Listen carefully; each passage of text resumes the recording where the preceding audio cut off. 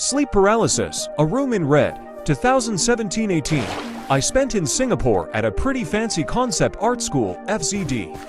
I wanted to work in the video games industry, and I had gotten some money from my family to make that dream come true. First couple of weeks were pretty exciting because I was on my own for the first time and on the other side of the planet. Nonetheless, left to my own devices, I grouped up with some other students, and together we moved into our apartment for the year. It was a pretty big flat. It had enough room to house for students comfortably, and a giant window front in the living room, which we promptly reorganized into a space for our computers, drawing, and painting. We heard from the previous students who rented the apartment before us that the school curriculum and the teachers are extremely strict and demanding. But we had no idea. We heard that many people who wanted to do the one-year course but had to drop out or even went crazy. Workload and sleep deprivation, some people claimed. What is the scariest story you know that is 100% true?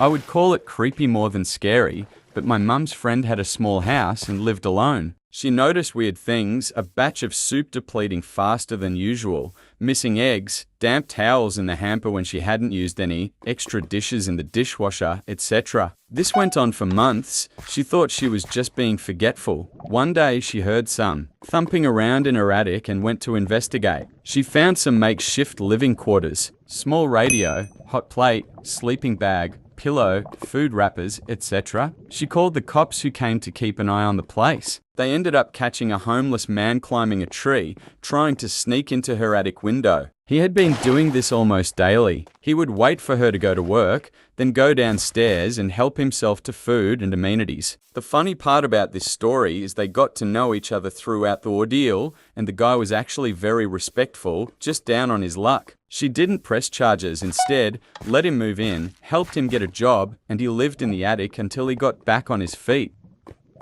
And happy Halloween! Put in the comments, what a pumpkin are you doing for Halloween?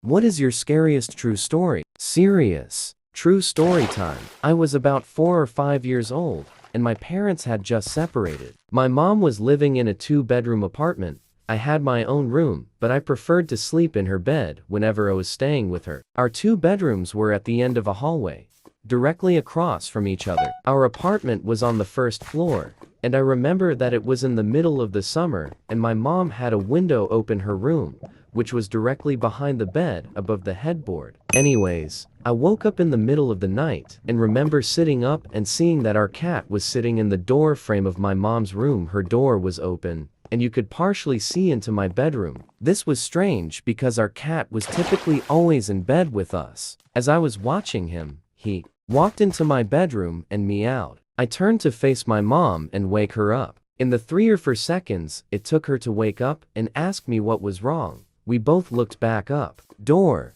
making his way out of my bedroom. I still don't know how she managed to do it so quickly, but my mother proceeded to pick me up and literally throw me out of the screen window. Again, we were on the first floor, and it was maybe a 3-foot drop to the ground. She quickly followed, and we were able to start screaming for help, and someone called 911. Like and subscribe for part 2.